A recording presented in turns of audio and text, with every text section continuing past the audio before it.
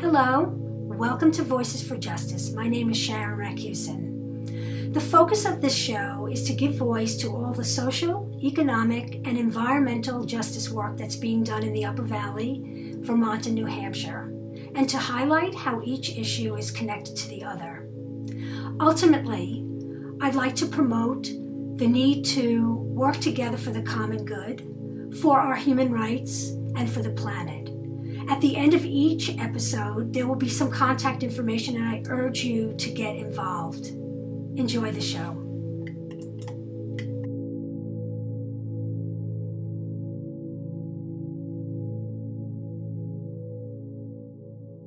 I'd like to welcome you to my episode of Voices for Justice in the studio of White River Junction, CATV 8.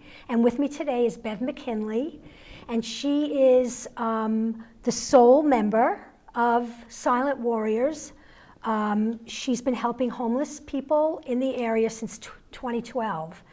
And I'm going to let Bev speak about the work that she's been doing. Hi, Bev. Hi. Thank you for having me. Well, I started it in September of 2012 by collecting a few sleeping bags, and by 2013 I decided to do backpacks and socks.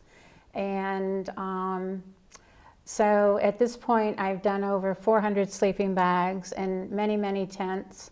And I finally this spring I have a wonderful support person that funded me for a storage area in West Lebanon, so I was able to take it all out of my garage and have my garage back and be able to store everything there. And on the whole, for the last 2 years, I've supported at least 25 people each season. And I've realized how valuable it is to someone to, for the person to get off the bus and have nothing and need to, sleep out in our environment, or for that person that ends up having family difficulties and kicks out of the house and has nothing. And so it's a valuable piece of material that they need. And the Upper Valley has been tremendous at supporting this program, otherwise I wouldn't be able to do it. So how did you start getting involved? How did you see that there was a homeless problem in the Upper Valley? In September of 2012, I had 2 winter sleeping bags that my kids and my husband had from scouting, and I'd gone to the Haven and asked if they had a need for it, and they had 2 men that that night in September, it was going to be 30 degrees, that weren't willing to come inside, and they were homeless. And so they had a great opportunity for it, and I kind of went home thinking, wow, we have homeless here?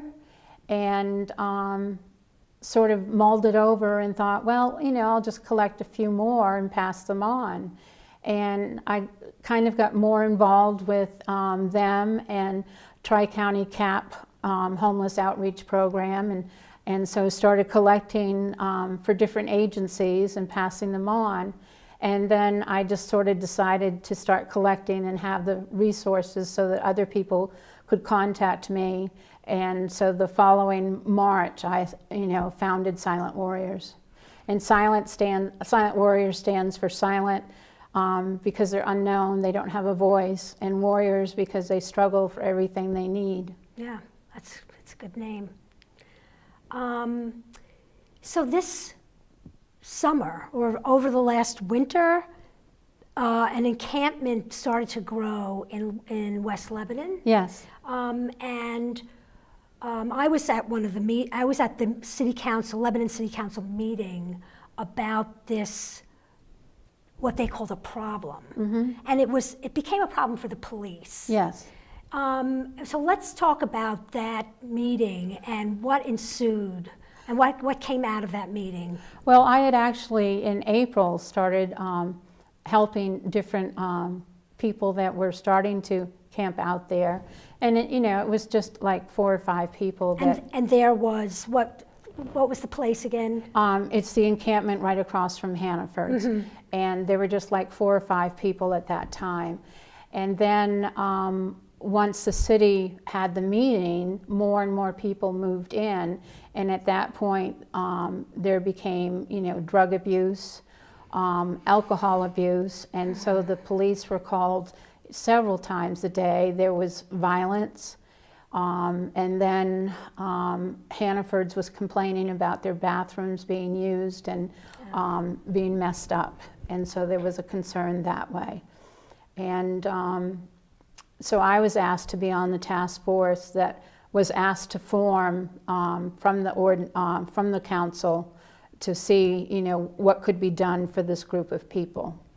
And so we started that in July.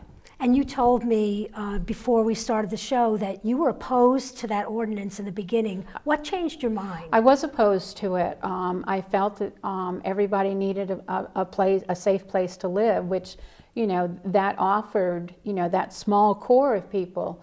But as I watched more and more people gather in that area, more personalities, mental illness, drug abuse, alcohol abuse, it got out of control.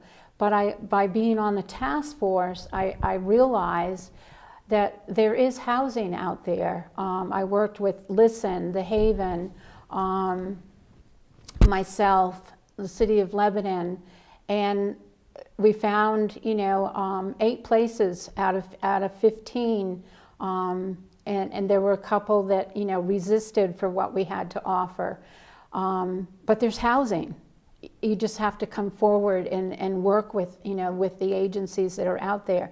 And so once I realized that, there is stuff to be worked with, I was like, then there's no reason for somebody to, stay out and be homeless unless that is their final choice. And therefore, they shouldn't make issue with it. So on the task force, you got involved with finding those social services for people. Correct. And that is now part of the current ordinance. And now you're finding that the ordinance is going to work. Right. We meet monthly. Even though we were able to find housing for everybody except one person down at the encampment. Our name is Upper Valley Housing Support Needs. So monthly we meet and identify any homeless person that needs support on finding housing, and we sit together and pool all of our access to any availability and work with whatever housing that's out there or whatever their needs are. Mm-hmm.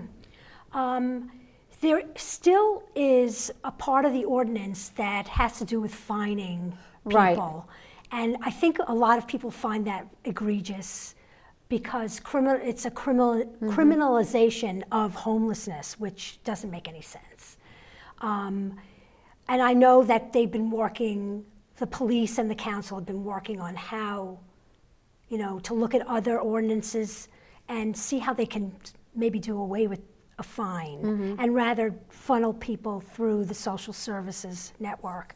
Is that true? There will be a warning given, and as long as they're showing that, the person is attempting by working with some agencies to find, something permanent by not staying there, then there is leniency. Nobody wants to find somebody that doesn't have any money. Exactly. Right. We're not out to make it worse. Right. But we're out to, try to help the person find a better solution. Our winters aren't the easiest to survive in. That's right.